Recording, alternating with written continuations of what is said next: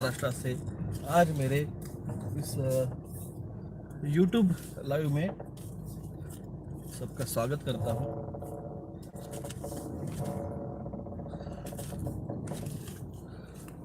आज 2 मिनट यार, ये बेवकूफ़ लोग हैं हमारे गली में, गाड़ा कैसे भी लगाते हैं।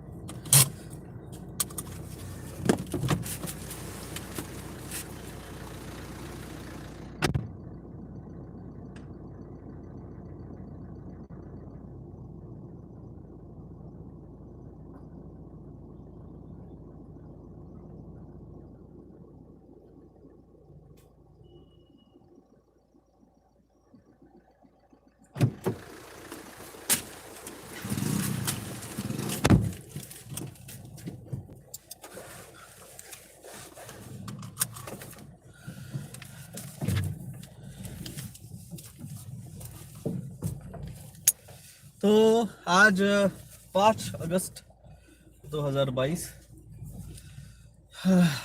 ताडो का फर्स्ट फेज जो है वो कल खत्म होने वाला है। और जैसे मैंने कहा था, जब तक पहला फेज खत्म नहीं होता सेकंड फेज स्टार्ट नहीं होता है। जब तक हमने कही हुई बात, जिसे प्रोफेसी भी कह सकते हैं, वो प्रोफेसी जब तक फुलफिल नहीं होती फर्स्ट सेकंड स्टार्ट नहीं होती है। तो मैंने कहा था कि फर्स्ट फेज के बाद में dance of energy of Shiva, पहला अग्नि तांडव हो चुका है। अब जो है वो चालू होने वाला है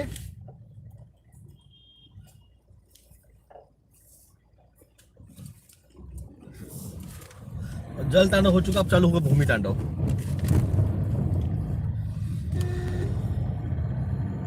सब कुछ देखने को मिलेगा, डोंट वरी बच्चों, सब कुछ देखने को मिलेगा।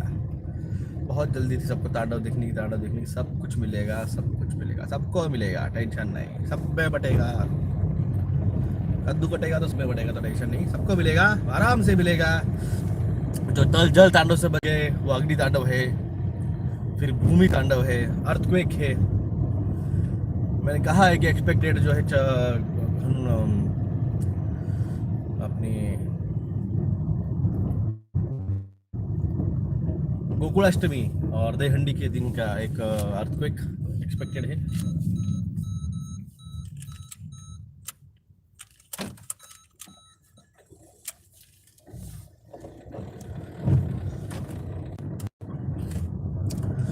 तो ये एक एक्सपेक्टेड जो है अर्थक्वेक, उसके बाद में एक मिनी सुनामी, ये वार्निंग साइन है इस साल का।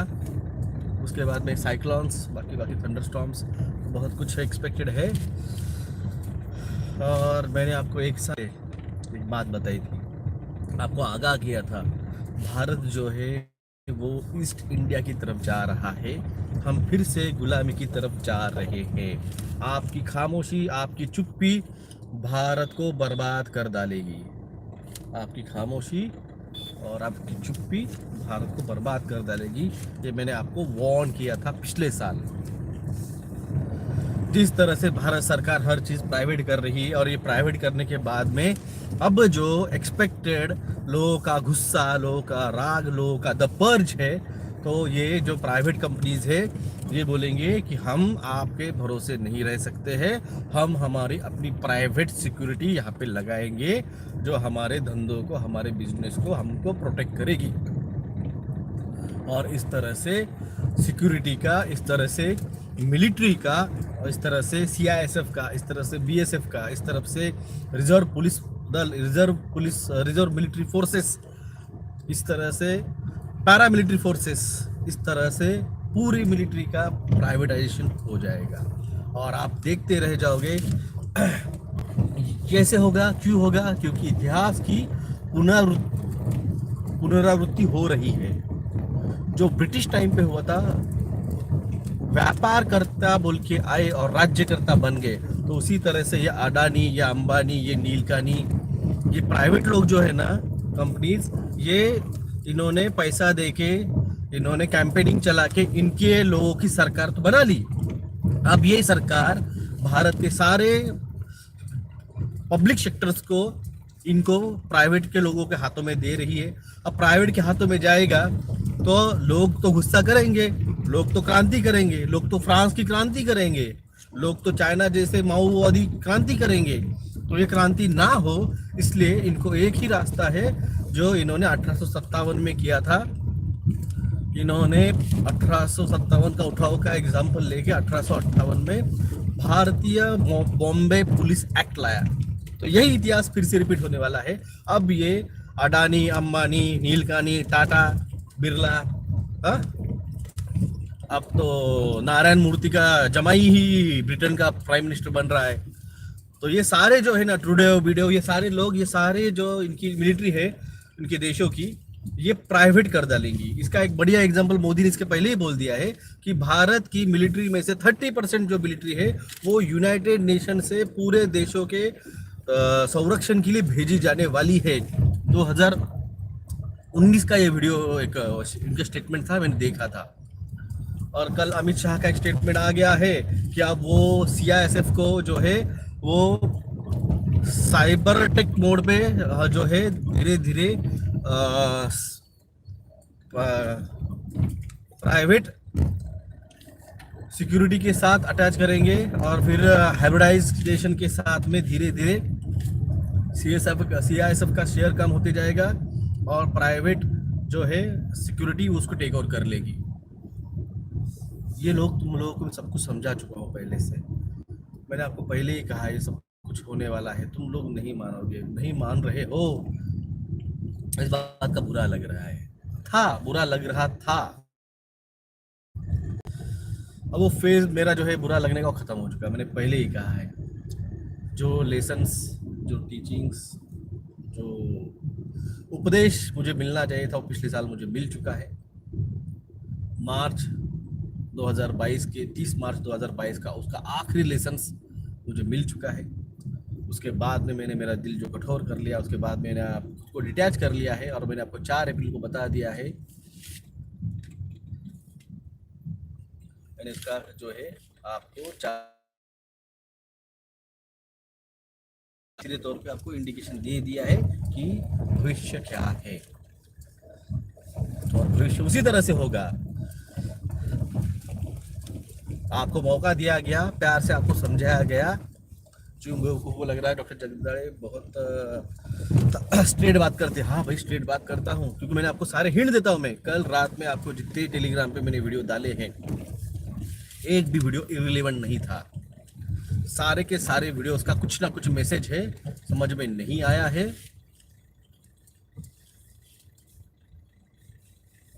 तो जाके एक बार फिर से रिपीट देख लीजिए। कोई भी वीडियो इररिलेवेंट नहीं था। हाँ, वो थोड़े से रिलीजियस और स्पिरिचुअल है, मगर वो समझने के लिए उस लेवल का IQ चाहिए।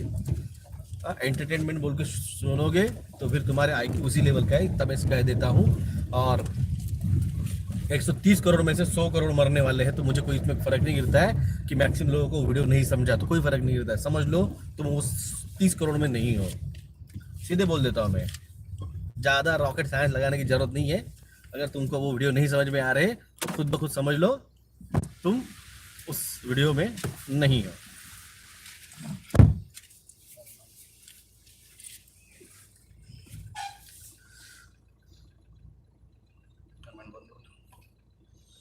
मैं अभी सबको जो फोकड़ में फालतू गालियाँ दे रहे हैं ना, मैं अभी देख रहा हूँ। जो भी मेरे दोस्त फॉलोअर्स, दोस्त थे, फॉलोअर्स है, फैमिली, दोस्तों, जो भी यहाँ पे गंदे कमेंट कर रहा है, नेगेटिव कमेंट कर रहा है, उसके नाम मुझे बाद में है ना, आप मैं जब पहुँच जाऊँगा तो यहाँ पे लिख दीजिए, उसको एक साथ सबको ब्लॉक मार दूंगा मैं। अब फालतू लोगों के साथ में हमको टाइम पास नहीं करना है। हाँ, और जिनको मुझे सपोर्ट करने की मुझे बहुत जनों के आ रही कि सर आपका जो फ़ोन पे वो चल नहीं रहा है, तो फ़ोन पे अभी कुछ दिनों का लिए मेरे ख्याल से उसका प्रॉब्लम हो गया है। आप मुझे अकाउंट पे डायरेक्ट सपोर्ट दे सकते हैं। मेरा बैंक अकाउंट नंबर है 303939111171। IFSC कोड है SBIN 0010791। MIT college branch Aurangabad. और मेरा गूगल पे नंबर है +91 9096289202।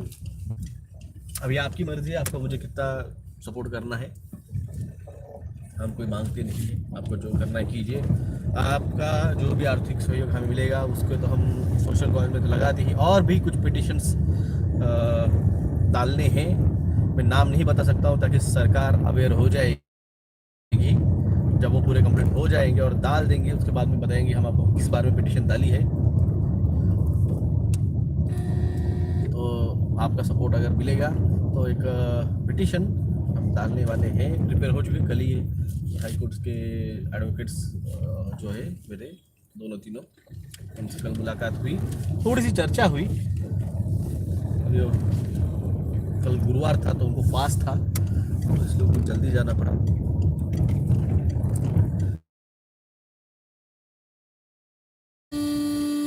नेक्स्ट मीटिंग जब होगी तो मैक्सिमम ड्राफ्ट बना, एक्चुअली सब ड्राफ्ट का तो जो नोटिस बीटीसी से वो सब भेज के हैं हम, तो उसको ड्राफ्टिंग में लिखना है, तो वो भी हो जाएगा। तो आपका सपोर्ट हमें चाहिए, आपका सपोर्ट मिलेगा तो हम और एक पिटिशन पे काम कर सकते हैं। ट्रस्ट जो है आपको बताया था, डॉक्टर जगदळे फाउंडेशन, कुछ टेक्निकल प्रॉब्लम की वजह से वो 8 महीने नहीं हो पाया। उसका रजिस्ट्रेशन अब आ चुका है, AF 26,682 26682। गड्ढे देखे, हाँ डोनेट।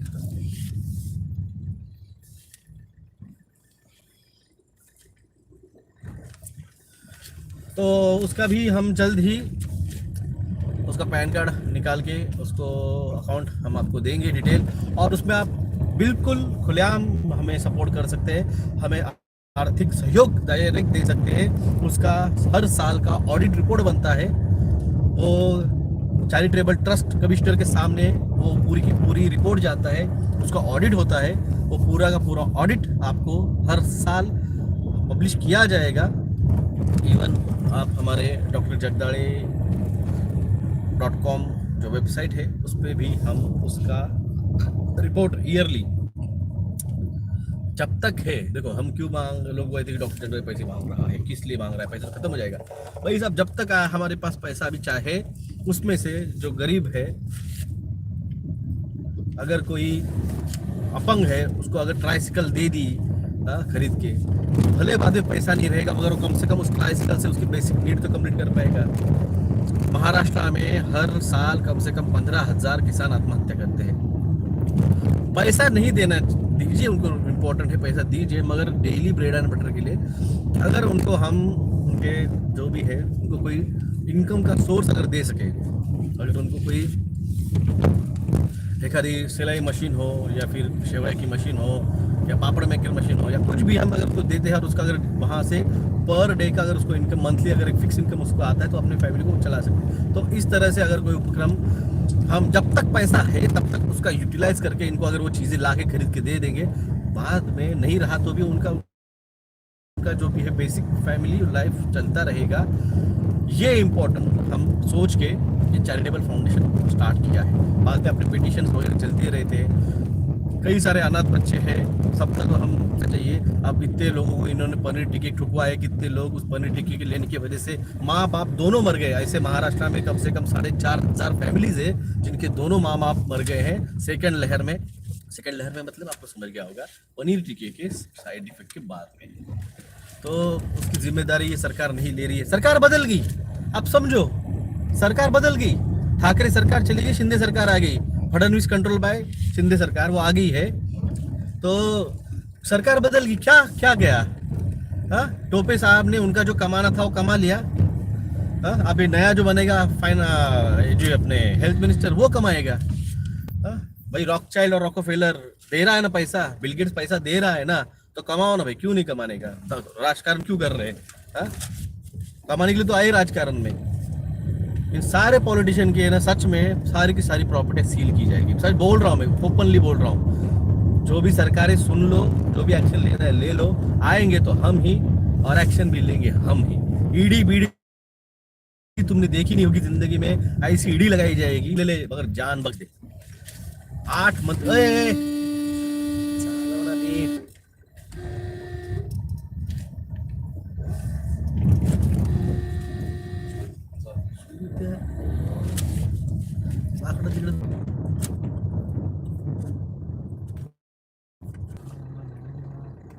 स्क्रू नाही जिथे पण हे इकडचं नसून तुटलं पाहिजे.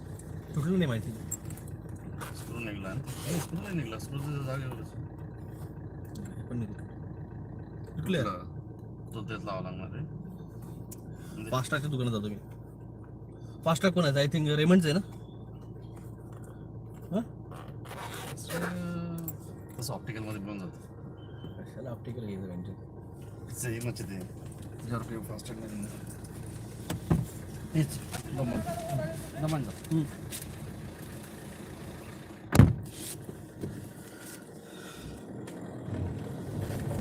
तो भाई जिसको लगता है कि ये नहीं होगा, 2 साल पहले बोला था पनीर टिक्की से लोग हार्ट अटैक आएंगे, एड्स हो जाएंगे. हाँ, इसका ये जो है ना, एक ईयरबड जो अपने जो नोज बर्ड है ना, वो नोज बर्ड उसका टूट गया. ये नितिन कुमार जी का किया हुआ गिफ्ट है. थैंक यू नितिन कुमार जी, दिल्ली वाले. तो वो आज टूट गया. वो अभी भाई से बात करते हो, आपने सुन लिया. तो भाई साहब, मैं आपको पहले बोल दूं, 2 साल पहले जिनको लगा था डॉक्टर जगदीश फेंक रहा है, पनीर टिक्के में कहा जी ऑक्साइड है, वहां से कैसे क्या खून की गांठियां बनेगी, वो कैसे क्या 3+2G के कनेक्शन में आने के बाद ब्लड क्लॉट बना सकता है. हा? तो तब लोगों को तो ऐसा लगा डॉक्टर जगदीश फेंक रहा है. डॉक्टर जगदीश को कुछ पता ही नहीं है. डॉक्टर जगदीश सिर्फ हवा में बात कर रहा है. डॉक्टर जगदीश चाहिए भाई, मुझे कुछ पब्लिसिटी नहीं चाहिए. मुझे कुछ नहीं चाहिए था. मैं 2009 से इन चीज़ों के खिलाफ लड़ रहा हूँ. जब मैं कॉलेज से पास आउट हुआ 2008 में, मेरी डिग्री मुझे मिली. 2008 के दिसंबर में मैंने क्लिनिक डाला. और उसके बाद से अगर मुझे कोई आता है कि सर मुझे बच्चों को ये टीका देना है, मुझे वो टीका देना है, मैंने कहा भाई कुछ मत दीजिए. तब भी मेरे कुछ लोगों ने मानी, जो मेरे पेशेंट्स थे उन्होंने बात मानी. जब मेरे को बच्चे हुए, मैंने नहीं दिए, तो मेरे दोस्तों को भी ये बात समझ में आई कि हाँ, अगर विलास नहीं दे रहा है और बोल भी रहा है, तो उन्होंने भी फिर माने. फिर मेरे 15 से 20 दोस्तों ने नहीं दिए. फिर 2018 में जब MR आया, तो फिर स्कूल तक लड़ा, प्रशासन से लड़ा. तो ये मेरे को फर्क नहीं पड़ता कि आप क्या सोच रहे हो, क्योंकि मैं आपको बताने के लिए, मेरे को फेमस भी उसमें होना नहीं है.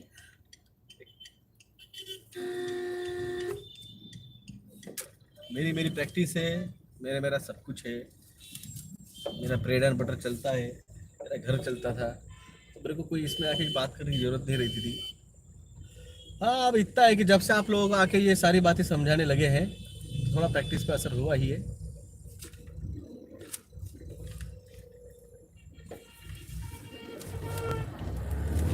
तो आप ये जो सोच रहे हैं कि डॉक्टर जगदीश कुछ बोल रहा है, ऐसे कुछ हो ही नहीं सकता. भाई सब डायमेंशन ट्रैवल तुमने किया नहीं है, और जब तुमने डायमेंशन ट्रैवल किया नहीं है तो तुमको बोलने का हक नहीं है. थियोरेटिकली गोल्ड मेडल अगर भी लेते हो, तो प्रैक्टिकली जो ग्राउंड लेवल पे खेलता है और जो अचीव करता है, उसी को गोल्ड जब मिलता है अवार्ड, तो मायने रखता है. तो हम फिजिकली डायमेंशन ट्रैवल करते हैं, करके आते हैं, और फिर आके आपको बताते हैं यहाँ पे बैठे बैठे ये क्रिया करो, वो क्रिया करो. क्रिया करने से अगर होता था तो बस वही साहब, भगवान श्री कृष्ण, भगवान अपने पार्थ अर्जुन को क्रिया करी बोलते थे. यहाँ से नाक सांस ले, यहाँ से छोड़, और कपालभाति करते बैठ, और हो जाता था तुम्हारा महाभारत. तो वो जो था, जो भगवत गीता बताई गई, जहाँ पे दोनों सैनिक जो थे वो स्तब्ध खड़े थे, और वहाँ पे भगवत गीता बताई जा रही थी. एक्चुअली वो डायमेंशन था. आप लोगों को समझा नहीं है. It's a dimension. दुनिया रोक के 5th डायमेंशन में वो भगवत गीता बताई गई, और फिर उसको बाद में 3D में लाया गया, जो अब होने वाला है. महाभारत 2.0 हो चुका है स्टार्ट. आप लोगों को पता नहीं है. 5th डायमेंशन में सब कुछ स्टार्ट हो चुका है. हमने आपको हिंट दिए हैं. अब इसको बाद में आप 3rd डायमेंशन में देखोगे, ये साला महाप्रलय सब कुछ, ये तांडव पिंडव ये सब कुछ आपको मैंने 4 अप्रैल को बताया था, और उसके बाद में आज ही हो रहा है। तो आप समझो जो चीज़ें मैंने 4.5 महीने पहले बताई थी, 4 महीने का आज बराबर 4 महीने कंप्लीट हुआ। आज 5 अगस्त, किसी ने पूछा था कि डॉक्टर तुमने जो बोला था वो हो ही नहीं रहा है, तब मैंने कहा था भाई मेरे पास अभी भी 3 हफ्ते है। मैंने 4 अप्रैल को था, तो 4 हफ्ते अभी महीने मेरे पास थे, उसमें से 3 हफ्ते अभी भी मेरे पास है। लो हो चुका। ऐसा एक स्टेट नहीं बचा है भारत का जहाँ पे तांडव नहीं हुआ है, जहाँ पे महाप्रलय नहीं आया है। मैंने पहले ही कहा था प्रलय नहीं आएगा भाई साहब। आपके बाप दादाओं ने पुश्तों ने 90 साल में देखा नहीं होगा ना, ऐसा महाप्रलय आने वाला है। ये मैंने आपको 4 अप्रैल को बताया था। अब सब कुछ हो चुका है, फर्स्ट फेज कंप्लीट हुआ है। अब it's a warning and it's given a time. अब बचा लो अपनी, जो आपको वार्निंग पीरियड दिया गया है। सेकंड फेज भूमि तांडव, अर्थ मैटर्स जो है, था तो मैं 3rd डायमेंशन में था। मैं अभी गाड़ी चला रहा हूँ, और मैं गाड़ी चला कर आपसे बात कर रहा हूँ, और मैं जब मेरे डेस्टिनेशन तक मुझे पहुंचना है, वो डेस्टिनेशन जो है 5th डायमेंशन कुछ होगा। ये मैंने आपको बताया, एक स्ट्रॉन्ग फॉर्म में स्टैंड होगा, और it's starting 5th dimension phase. तो ये अगले 8 साल जो है 4th डायमेंशन रहने वाला है। तो ये जो चीजें हैं, ये हम आपको वार्न कर रहे हैं, समझा रहे हैं कि 4th डायमेंशन में जा रहे हैं, और जो गधे आपको बेवकूफ बना रहे हैं, सच में बोल रहा हूँ, आपको डाइवर्ट कर रहे हैं। हम आपको जो ये ज्ञान दे रहे हैं, ये करोड़ों रुपए का इंपॉर्टेंट ज्ञान है। ये आप किसी बाबा, किसी गुरु, किसी इसके पास जाके पैसे दे के ये आपको नहीं सिखाया जा सकता है। हम आपको फ्री ऑफ कॉस्ट इसलिए दे रहे हैं कि हमें काम दिया गया है भाई साहब, ये काम दिया गया है कि जाओ जगाओ इन लोगों को, समझाओ, और इनको लेके आओ अपने साथ 5th डायमेंशन में। मैंने क्या कहा है, लेके जाएंगे तो मैं ही, क्योंकि आपको प्रिपेयर कर रहा हूं मैं आपको प्रिपेयर कर रहा हूं। और मैं आपको सच में बोलता हूं, मैं पूरे 130 करोड़ को प्रिपेयर नहीं करने वाला हूं, क्योंकि जिनकी डेस्टिनी लिखा हुआ है, जिनके डेस्टिनी में लिखा हुआ है कि उनके पूर्व जन्मों का फल उनको मिलेगा, तो ये जो है ये उनके पूर्व जन्मों का फल है। जो भी आपको आके बहका रहे कि ये 5th डायमेंशन में तेरे को लेके नहीं जा सकता है, या ऐसे किसी को लेके नहीं जा सकता है, बिल्कुल मैं किसी को वैसे लेके नहीं आ सकता हूँ। ये तुम्हारे पूर्व जन्मों के फल है, सिर्फ उसके ऊपर की धूल हटानी है। और वो जो 33 करोड़ से 35 करोड़ जो है द डेस्टिन पीपल, जो अभी उनको उनके पता नहीं है उनके कर्मास की क्या है, कि उनके कर्मास की वजह से उनको मौका मिला है कि आप जा सकते हैं 5th डायमेंशन में। बस उन आत्माओं का, उन सोल पे की जो धूल है, वो धूल को फूकना, उसको झटपटा के क्लीन करना, ये मेरा काम है। उसके लिए मैं आया हूँ। उनको बचाने का काम था वो भी कर लिया। अब जो है काम उनको इस 4th डायमेंशन फेज में उनको प्रिपेयर करना 2025-26 तक, डेस्टिन जहाँ पे उनका लिखा हुआ वहाँ पे ले जाने के लिए। बस यही मेरा काम है, यही मैं आपसे करने आया हूँ। और इस फेज में जितना कम से कम आपको टाइम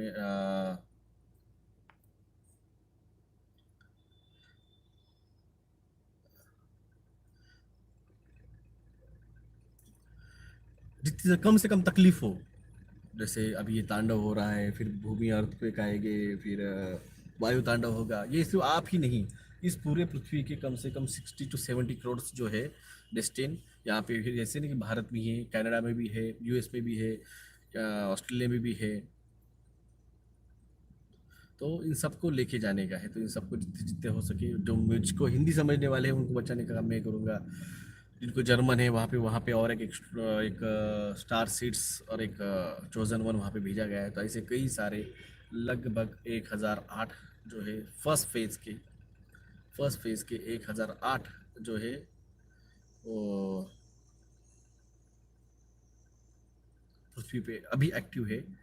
सेकंड फेज यानी 2022 के एंड के बाद वो 1008 का लगभग 2016, फिर उसके हर 3 से 4 महीने बाद ऐसे कम से कम 1,44,000 जो है वो एक्टिव एक्टिव आए हुए हैं। स्टार सीड्स बोल सकते हैं, लाइट वॉरियर लाइट वर्कर बोल सकते हैं, या फिर इंडोजिनस सीड बोल सकते हैं, and at the end chosen one. और उसके ऊपर वो 108 सोल्स। तो ऐसे 1,44,000 जो है वो एट द एंड ऑफ 2027 तक।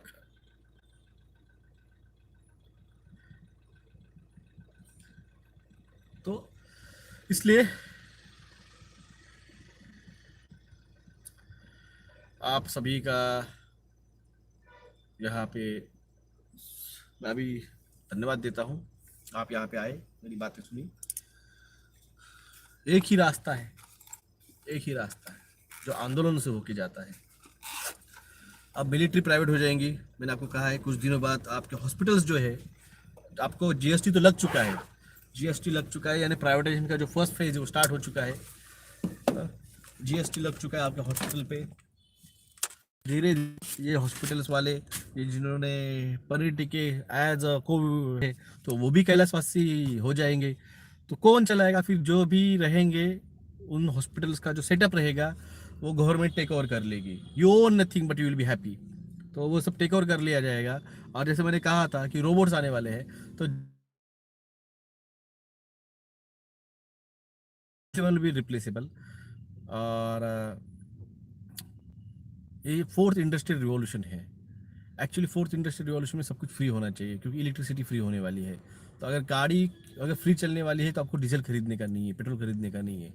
अगर आपका मोबाइल चार्ज होने वाला है तो इलेक्ट्रिसिटी खरीदने की जरूरत नहीं है। टीवी खरीद चलाने वाला है, फ्रिज चलने वाला है, एसी चलने वाला है, तो इसके लिए आपको इलेक्ट्रिसिटी खरीदने की जरूरत नहीं है। तो ये fourth industrial revolution it's a good for the humanity, but in लोगों ने इसको भी कंट्रोल करने का ट्राई किया है। अब यूनाइटेड नेशन ने डिक्लेयर कर दिया है कॉन्स्पायरेसी थ्योरीज के खिलाफ स्ट्रांगली एक्शन लेने का। फट गई है कबाल की, इल्यूमिनाटी की। ह्यूमैनिटी जाग चुकी है। इनको एक्सपेक्टेड नहीं था कि भारत में कोई आके बंदा इस ह्यूमैनिटी को, इस इंडियंस को जगाएगा।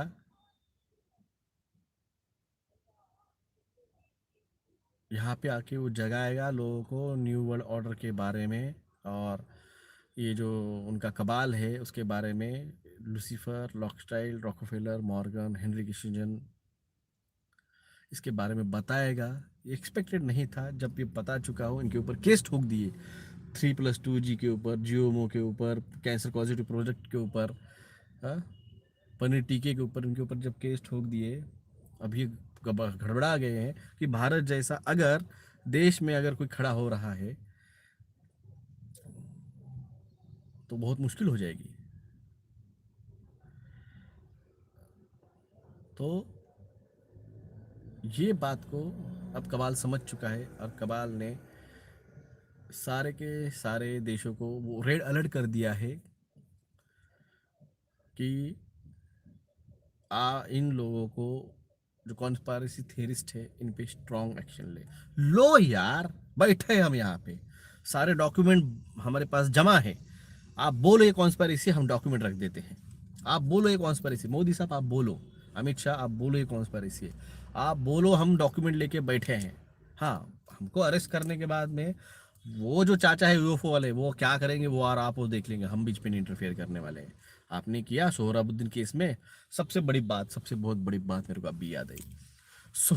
सोहराबुद्दीन केस में जिसने अमित शाह को क्लीन चिट दी, और जिस जस्टिस ने 3 तलाक को इलीगल करार दिया, वो चीफ जस्टिस, सॉरी वो जो जस्टिस है, वो मुझे यार उनका नाम है, सुबह पेपर में पढ़ा, भूल गया मैं। वो जो जस्टिस है, अब वो भारत के नेक्स्ट चीफ जस्टिस बनने वाले हैं। भारत के नेक्स्ट चीफ जस्टिस बनने वाले हो अगले 1 तारीख को। तो समझो, अब अगर अमित शाह ने वो जो महाराष्ट्र की केस है शिंदे सरकार की, वो एक्सटेंड कर करके अगर वो अप्रैल तक या अपने 1 तारीख तक लेके गए, 1 सितंबर तक, और सितंबर में शिंदे सरकार को लीगल वाला बोल दिया उन्होंने, तो कोई शॉकिंग न्यूज़ नहीं रहेगी। यू ललित जी, अभय कांबळे साहब ने लिखा, यू ललित उनका नाम है। इन्होंने सोहराबुद्दीन केस भी उनको फ्री किया था, और जो 3 तलाक कानून कायदे थे उसको भी हुँ?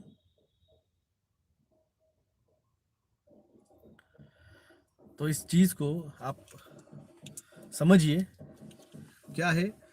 सब कुछ कंट्रोल किया जा रहा है, जस्टिस कंट्रोल किया जा रहा है, अब मिलिट्री को कंट्रोल करने का पूरा तरीका चल रहा है।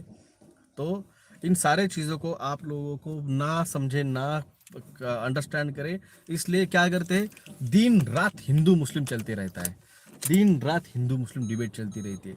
एक मुस्लिम को मौलवी को बुलाया जाता है, एक हिंदू को बुलाया जाता है, एक कांग्रेस वाले को बुलाया जाता है, एक सपा वाले को बुलाया जाता है, एक एमआईएम वाले को बुलाया जाता है। और जैसे छोड़ते हैं ना झगड़ने वाली मुर्गियाँ, छोड़ देते हैं, लड़ो, तुम लोग देखते रहते क्या चल रहा है, वाह वाह वाह वाह वाह, जय हिंद जय हिंद, हिंदू राष्ट्र हिंदू राष्ट्र, ये बोलता नहीं मौलाना, ये बोलो मौलाना, वो बोलो मौलाना, बस यही चल रहा है। तुम लोगों को पूरा बेवकूफ के बाद में अब आने वाला है सीए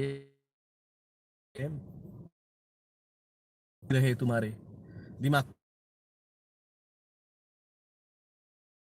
तेजा तेरा हीमोग्लोबिन 5% क्या, ठीक नहीं तो जाके आयन चढ़ा ले।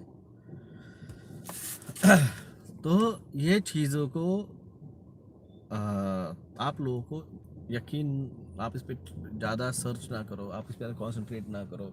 What is North Pole shift, उसकी वजह से कैसे क्या, नॉर्थ पोल शिफ्ट की वजह से आइस मेल्ट हो रहा है, ग्लेशियर मेल्ट हो रहे हैं। मैंने आपको सब 2021 में बताया था, ये आज बता रहे हैं आपको। जो भी मेरे फॉलोअर्स है, जो भी मुझे जानते हैं, ये चीज़ों को मैंने आपको समझाया, बहुत समझाया आपको, 2 साल उसको समझाया, 1 साल से तो मैंने बंद कर दी थी बात, अब वो आई है। तो अब समझो, मैं आपको वही चीज़ बोलता हूँ जो भविष्य आपको 1 से 2 साल बाद देखने को मिल सकती है। आपको 1 से 2 साल बाद जो है यहाँ पे चीज़ देखने को मिल सकती है या हो सकती है आपके साथ, मैं आपको पहले बताता हूँ। उसी तरह से मैं आपको बोल रहा हूँ 2025 तक ये सब कुछ चलने वाला है। 26 के बाद में कूल डाउन होना चालू हो जाएगा और आप लोग ऐसे ही रहे तो भाई साहब, आपका कुछ नहीं होने वाला है। 100 करोड़ लोगों में आपका भी नंबर आएगा अगर आप उतरोगे रस्तों पे, स्टैंड होगे और खड़े होगे अपने भारत के लिए और खास करके अपने भविष्य के, आपके बच्चों के लिए। तो कुछ है मौका वो आंकड़ा बढ़ने का, वो जो है 5D में जाने वाले लोग, आंकड़ा बढ़ सकता है। हमने कैसे तैसे खींच खाच के उसको 30 करोड़ से 33 करोड़ करने का ट्राई किया, सफ़ेद मुसरी और काली मुसरी के बारे में बता के। या आपके हाथ में, आप भी आ सकते हैं अगर आप उस आंदोलन में आ जाते हैं। आने वाले कुछ दिनों में जो आंदोलन होने वाला है, अगर उस आंदोलन में आ जाते हैं और आपको, भले आपको सफ़ेद मुसड़ी नहीं मिली है या फिर उस बोरडा और बोरा बस्तर वाला नहीं मिला होगा मशरूम, तो भी on the spot, on the उस टाइम जो भी हमारे साथ आके जुड़ेंगे उस आंदोलन में, उनको बचाया जाएगा। ऐसे नैनो पार्टिकल्स मेडिसिन है, सिर्फ वो चोजन वन जो हमारे साथ आएंगे उनके लिए रखे गए हैं। हम भी इतने ये नहीं है, तुमको लगता है तुम स्मार्ट हो। If you are bad I am your dad. तो मेडिसिन रखी गई है 3rd फेज की, तो 3rd फेज लेवल के भी डैमेज को रिकवर कर सकते हैं। आना तो होगा, नहीं आओगे तो हम नहीं देने वाले हैं। हाँ ना, लेके जाऊंगा मैं ही, टिकट काटने का काम मेरे पास है।